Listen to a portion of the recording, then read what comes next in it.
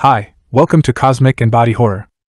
In this channel we discuss content related to Lovecraft horror, Cthulhu mythos and body horror. I upload videos on a daily basis, so before we get started, if I could ask you for a thumbs up at some point during this video if you enjoyed the content, please subscribe if you haven't done so already. Thanks for your support. SCP-4786 The Mouth That Hungers by Malice Graves. SCP-4786 is a collective designation for three nearly identical humaniform homunculi. Due to their uniformity in appearance, alpha designation bracelets have been locked around each of their right wrists. Each one stands at 147 centimeters, and their weight has been carefully limited to 38.5 kilograms. They possess extensive biological external structures that resemble the traditional court attire of the late Qing dynasty, China. The appearance of their clothing is entirely superficial, as the clothing is a biological construct and grows directly out of the homunculus itself. DNA analysis performed on all three instances indicates that they are all identical replicates of a member of the Y-chromosomal haplogroup CM130. While they all present with female internal and external sexual organs, their genetic makeup is entirely male. How this was accomplished is currently unknown. Additionally, magnetic resonance imaging scans reveal that they each contain several anomalous biological internal structures in addition to standard human organs. The function of these organs has not yet been ascertained, though several of them are believed to function as a type of pocket-dimensional storage spaces. Each of the SCP-4786 instances are capable of containing vast quantities of organic matter within these extra organs. Dr. Samira Golzer has postulated that while these biological structures point to a sarkic origin, they represent a level of biological sophistication not currently seen in modern sarkic carnomancy. This indicates that any theories about the volume of organic matter currently being stored within SCP-4786 may be wholly inaccurate. All three instances of SCP-4786 are currently held in separate Class 3 humanoid containment cells at Site-54. They are to be exclusively fed a nutrient paste containing exactly 1,500 calories twice a day. Under no circumstances should they be fed more than 3,200 calories within a 24-hour period. Once a week, on a rotating schedule, each individual instance is to be taken to the garden recreational area on Level 3 for 60 minutes of exercise. At no point should any instance be allowed to come into contact with each other or any artifact of sarkic origin. Information regarding SCP-4786 was initially recovered as part of a document sharing program initiated in September 1901 between the newly formed SCP Foundation and the Abnormal Objects and Phenomenon Institute of China, a Foundation precursor entity also known as the Abnormality Institute. The Institute had catalogued information about SCP-4786 as Anomaly 306, Empress Dowager Cixi Doll, but did not have SCP-4786 in custody. Initial investigation into the whereabouts of SCP-4786 was slowed by the vast quantities of data received by the Foundation during the transfers, and was ultimately put on indefinite hold by Administrative Order 05 Order 62 in August 1902. Research into SCP-4786 was further hampered by the onset of the First and Second World Wars, and was not officially recommenced until after an inquest into anomalies located in the northern portion of the Korean peninsula was requested by the Democratic People's Republic of Korea during treaty negotiations with the Foundation in 1954. A large underground complex was located near the Kaguryo tombs in South Gyeonggi Province, Democratic People's Republic of Korea, that had been sealed at some point prior to the events that lead to World War II and had not been reopened until the newly established Democratic People's Republic of Korea government had commissioned a survey of culturally sensitive sites in the areas they controlled. According to records given to the Foundation regarding the initial expedition into the complex, a 3-person survey team had been sent in to explore the extent of the complex but had never returned. After 6 days, a small detachment of soldiers from the Korean People's Army Ground Force was sent in to retrieve the team, but they were also declared lost. In October of 1954, for months after the lost Korean People's Army Ground Force expedition was sent into the LOI 4786 complex, a six-man team of the newly formed Mobile Task Force Alpha 1, the Red Right Hand, was sent in to explore the facility. We then find an exploration video log transcript. It reads, 1954, October 22nd. Action Team, NTF Alpha 1, the Red Right Hand. Operational Directive, explore LOI 4786 and retrieve any data on missing Korean People's Army Ground Force operatives. Team Lead, Lieutenant Major Hercule Montserrat, code-named Alpha. The six-man team was airlifted to the site via helicopter and spent the initial 23 minutes scouting the area surrounding LOI 4786 before entering the complex via the only located surface entrance. Team member Harold Zeke Tompkins, Zeta, remained outside to act as a communications relay and reserve support. The transcript of this initial survey has been omitted for brevity. Video feed is from Major Montserrat's helmet-mounted camera. Alpha, okay, Zeke, we're going in. Keep an ear on us, eh? Zeta, sure thing, Major. I got your backs.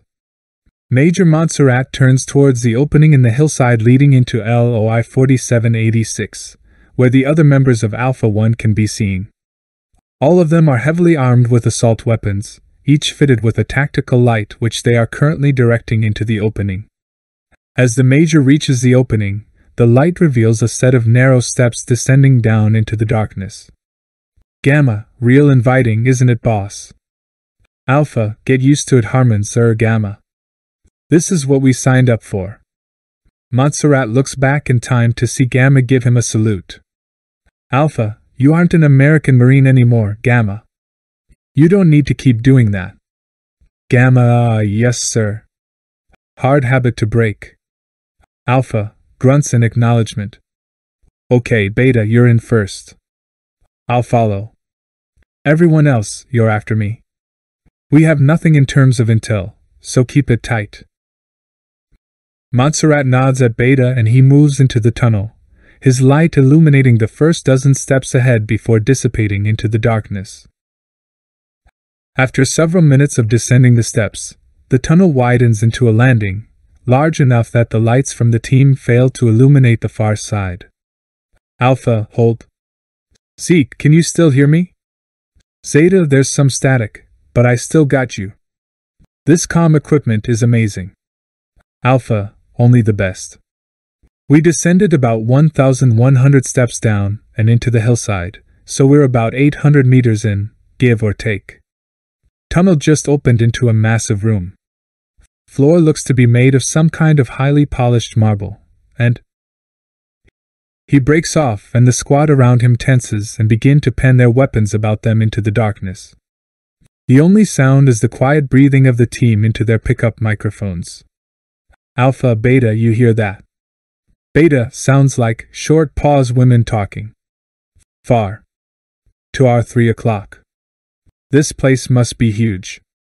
Zeta, I'm not picking up anything but you guys on the radio.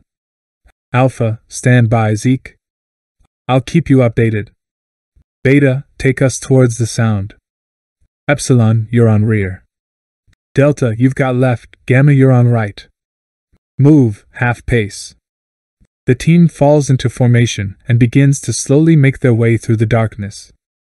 After 100 or so steps, a large wooden structure can be seen in the near distance, and the microphones begin to pick up the faint sounds of a female voice talking in an unknown language. Zeta, I got it. Is that Korean? Epsilon, whispering no. At least, not a Korean I am familiar with.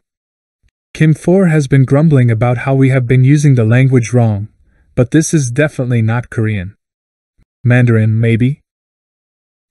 Gamma, whispering, do you speak that, Eps? Epsilon, whispering, you brought me along to translate Korean, Yankee boy. I do not speak. Alpha, whispering, can it? Zeke, you better be recording this. Zeta, I got it, boss. Haven't stopped since you went down there. Alpha, whispering, spread out, keep lines of sight clear. Beta, that part looks like a door. Let's see if we can get closer. Everybody else stay here. Zeke, we've got a large wooden pagoda-like building. Highly ornate carvings along the columns, but everything looks like it's covered in dust. Montserrat and Beta move forward. Beta pauses before stepping up onto the wooden platform surrounding the structure. Beta, whispering lots of tracks in the dust. How is this covered in the stuff and the marble isn't? The woman's voice suddenly cuts off and Alpha makes a hold position with his free hand. Beta, what? Don't you see? There's no one here. Beta turns to look at the wall before unstrapping his helmet and letting it fall to the ground. Alpha, whispering, louder, Beta. What the fuck do you think you're doing? Put your helmet on and get back here. Team, stand by. Zeke, something's up with Beta. Gamma, no, seriously, boss. I see it too. Those glyphs wouldn't still be here if there was people. Montserrat turns in time to see Gamma remove his helmet and drop it and his firearm to the ground before stepping up to join Beta on the platform. Montserrat scans the surface of the visual hazard confirmed, video data expunged. Alpha, get the fuck back from the building. There's a data expunge drawn on the wall. Zeke, we're gonna need more than a 6-man team on this. Beta and Gamma are locked in some sort of trance state and are non-responsive. Epsilon, Major, there's movement at the door. The Major looks back towards the building, blocking part of the view with his upraised hand. 2 of the SCP-4786 instances can be seen moving towards Beta and Gamma, their arms raised in a welcoming gesture. Alpha, Beta, Gamma, get back here, now! Both SCP-4786 instances step closer, and Alpha brings his firearm to his shoulder and discharges it at one of the instances. The projectile impacts against the figure's abdomen, but it elicits no reaction. Alpha, free fire, don't hit our boys, concentrate on whatever those are. The rest of the team open fire on the 2 instances who halt under the fusillade of oncoming projectiles. One of them turns towards the team, and the bullet impacts can be seen regenerating as quickly as they are made. It suddenly moves forward with a speed that the camera is unable to capture, and Delta's scream is cut short as several thin tendrils of flesh streak forward from the instance's left hand and impale him in his throat and face. Alpha out. Epsilon, you first. Go. The tendrils attached to Delta's face and neck bulge as if something is moving within it from Delta to the instance. Alpha, get away from him. The Major draws his combat knife and steps up to Delta and the instance feeding on him. He quickly draws his knife through the tendrils, neatly severing them. The thing screams and recoils from them both, and Montserrat quickly lifts Delta into a fireman's carry and hastily withdraws. End log. Afterward, Alpha, Epsilon, and Zeta were the only surviving members of the survey team. Delta never regained consciousness and succumbed to his wounds in the helicopter en route back to Pyongyang. Beta and Gamma were presumed lost and their bodies were never found in subsequent trips back to LOI 4786. An autopsy performed upon Delta revealed that significant portions of the muscle tissue in his neck, larynx, facial fascia, and a minor portion of his brain had been sliced free. This was deemed to have been caused by the serrated tongue-like appendage found within the remnants of the tendrils that the SCP-4786 instance had attached to his neck and face. Due to the significant cost involved in mounting a full-scale suppression expedition into the LOI 4786 complex, the entrance was sealed on the orders of Foundation assets within the DPRK government. A unit of Alpha 1 was also stationed at LOI 4786 disguised as members of the Korean People's Army Ground Force. The Foundation was unable to free up the assets necessary to achieve full containment of SCP-4786 until advanced inoculation techniques were developed by the Antimemetics Department in 1962. In June of that year, A successful incursion into LOI-4786 was launched that was able to subdue and retrieve all 3 instances of SCP-4786 with only minor casualties. 5. The interior of LOI-4786 was fully mapped and was revealed to be a complex made up almost entirely by the single large cavernous space containing a full-size replica of the Palace of Heavenly Purity, also known as Qianqing Palace. The original palace was once the imperial residence during the Ming Dynasty, but was reserved for more ceremonial functions during the Qing Dynasty. This replica building matches the original in almost every way, with the primary difference being the tablet hung above the imperial throne. While the tablet in the original palace read "Let the righteous shine," the Mandarin script on this tablet was replaced with Amarangna cuneiform, which reads Nalakana Sukanta Ilma, which roughly translates to "with great hunger, God ascends." Further research into SCP-4786 and the LOI-4786 complex was once again put on indefinite hold until 2014, when Dr. Jamie Forrester recognized SCP-4786 as a Sarkic artifact while investigating the history of SCP-3862. After his death in 2015, his research into SCP-4786 was continued by Dr. Samira Golzer. Next we find another addendum. From Dr. Samira Golzer. To Dr. Andreas Gotz. 2015 August 19th. SCP-4786 Containment. Andreas. I'm not sure what stroke of genius took Dr. Hong Hyunki and inspired him to restrict SCP-4780 SIXS nutritional intake, but that is almost certainly what has prevented the SCP-4786 instances from attempting to escape all these years. The Foundation had almost no knowledge of the Sarkic cults in those days, but his initial hypothesis that these represented some form of directed carnomancy rather than simply the product of traditional thaumaturgy seems to have been completely correct. I think that by feeding them slightly more than their required daily caloric intake was enough to prevent them from seeking additional sustenance. The recent MRI scans I was able to make of their internal structures has been wildly useful.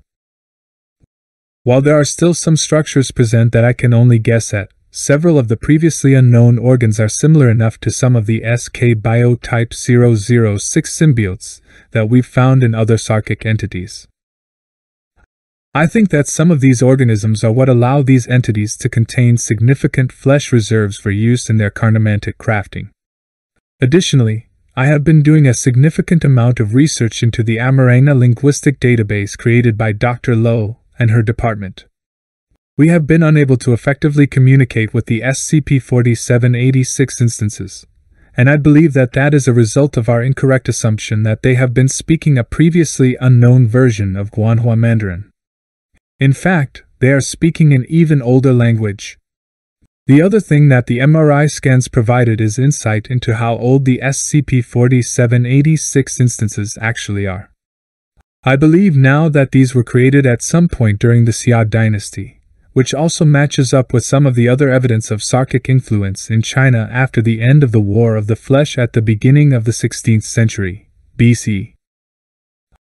I made the Amarangna database available to Tianhe AI, and he thinks that they are speaking a blended dialect of Amarangna and Old Chinese. I'd like permission to interview one of the SCP-4786 instances. I think that with Tianhe AI's help, I'll be able to actually open a dialogue with SCP-4786. Samira. After several failed attempts at engaging the individual SCP-4786 instances in dialogue, Dr. Golzer was given permission to conduct a video conference interview with all 3 instances. Each one was moved to different secure interview chambers where video conferencing equipment had been set up to allow all 4 participants to see and hear one another. Dr. Golzer participated from an observation room where she could also independently monitor SCP-4786-A directly. We then find an interview transcript with SCP-4786-A, B, and C. It reads, 2015 September 13th at 1:02 p.m. Researcher, Dr. Samira Golzer. Research objects, SCP-4786-A, B, and C. This interview was conducted in what is believed to be the SCP-4786 instance's native language, with Tianhe AI providing translation. Several minutes of initial syncing issues and syntax modifications by Tianhe AI have been omitted for brevity. Dr. Golzer, I think that will just about do it. Are you able to understand me? They replied, Yes, Dr. Golzer. We now understand your words. Dr. Golzer, yes. Thank you. I'd like to ask you a few questions about your origin, if you don't mind. The SCP replied, Of course. We do not mind answering questions. Dr. Golzer, okay, who are you? What are you? The SCP replied, What is easier for us to answer? The Lord hungered, and we were made, so that he would no longer. Dr. Golzer, who is your Lord? A replied, Nalika Reka. Dr. Golzer turns off her microphone and frowns at Tianhe's monitor. Dr. Golzer, why didn't you translate that, Tianhe? Tianhe AI, I am having a little trouble with it, Samira. Nalika Reka could mean the hole that lusts, or perhaps the opening/orifice that hungers. I am uncertain. From the context, I would assume that it means the mouth that hungers. Dr. Golzer, also, what's with the he or they business? Tianhe AI, the word they are using is Nisatsana, which seems to be a portmanteau of Naisu, woman or female, Mats man or male, and Anna is many. After a moment of contemplation, Dr. Golzer nods at the monitor and turns her microphone back on. Dr. Golzer, okay. That makes a kind of sense. How did Nalika Reka create you? They replied, No, Nalika Reka did not make us, someone else. For him. Dr. Golzer, so you were made to sate the hunger of your Lord. Then what happened? They replied, Not yet. We still wait to end his hunger. Dr. Golzer, you have been waiting a long time. They replied, Yes. It has been long. But we will wait, only a short time now. Dr. Golzer, what do you mean, only a short time? The SCP replied, He stirs. Our creator went to find the others. End log. Afterward, after this exchange, the SCP-4786 instances refused to give any more information about either Nalika Reka, their creator, or the others spoken of. After several more abortive attempts to get the instances to give more information, Dr. Golzer terminated the interview and SCP-4786 was returned to their rooms.